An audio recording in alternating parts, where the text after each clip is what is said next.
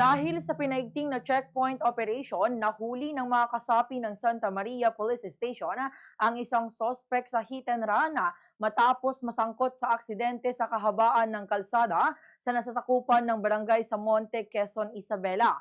Sa panayam ng Bombo Radyo Kawan kay Police Captain Priscilla Morales, Deputy Chief of Police ng Santa Maria Police Station, sinabi niya na ang biktima na itinago sa alias John, 25 years old, residente ng Barangay Mararigues, San Manuel, Isabela, ay sakay ng motorsiklo nang mabangga ng sasakyan na minamaneho ni alias Jaya, 22 years old, isang dilisensyadong driver na sakay naman ng Toyota Vios at residente ng Barangay Poblacion 1, Santa Maria, Isabela.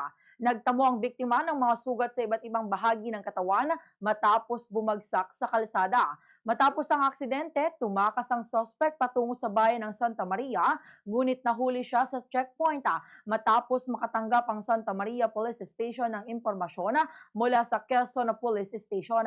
Kasalukuyang nasa kustodiya ng Quezon Police Station ang suspect at maharap sa kasong physical injury at iba pang posibleng paglabag sa batas trapiko, kabilang na ang pagmamaneho ng walang lisensya at pagtakas sa lugar ng aksidente na karaniwang may mas mabigat na parusa.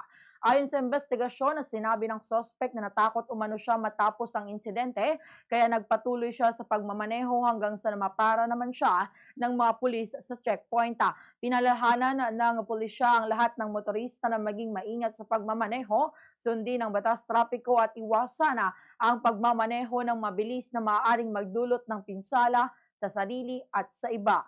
Ganito ang bahagi ng pahayag ni Police Captain Priscilla Morales. Ang ating pagkatalaga po ng checkpoint, may kwan po ma'am, may 24/7 po tayong pinalagay checkpoint. Doon po ma'am sa may big banga po natin po yung nearest din sa ating tourism, at saka yun po yung exit at entrance po sa papuntang Santa Maria po ma'am. Para ma-monitor din natin yung mga papasok din ma'am, at least PNP po ng Santa Maria ay nararamdaman ng ating community.